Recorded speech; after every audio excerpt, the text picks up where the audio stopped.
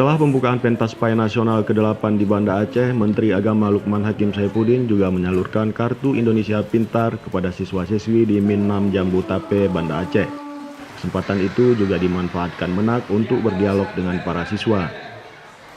Menak meminta secara khusus kepada orang tua murid agar dana pendidikan tersebut benar-benar digunakan untuk pendidikan.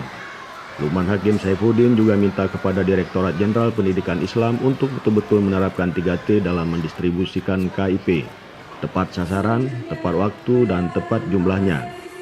Menurut Menak, Kartu Indonesia Pintar itu hanya diperuntukkan kepada siswa-siswi yang kurang mampu. Siapa yang berhak mendapatkan kartu ini? Yang berhak adalah mereka-mereka yang kondisi ekonomi orang tuanya kurang mampu. Mereka-mereka yang katakanlah belum berkecukupan dengan memadai, maka merekalah yang diprioritaskan untuk menerima KIP ini. Ya. Sampai kapan dia akan diberikan? Ya. Sampai kapan?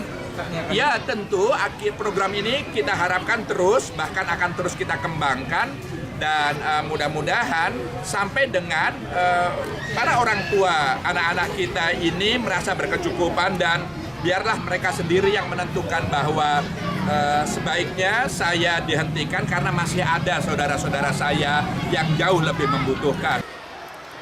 Kementerian Agama mendistribusikan 63.676 kartu Indonesia Pintar untuk siswa-siswi Madrasah Ibtidaiyah, Madrasah Tsanawiyah, dan Madrasah Aliyah di Provinsi Aceh. Dikatakan Menak, KIP adalah bagian dari program Indonesia Pintar yang oleh pemerintahan Joko Widodo dan Yusuf Kala sebagai program unggulan yang sangat diseriusi.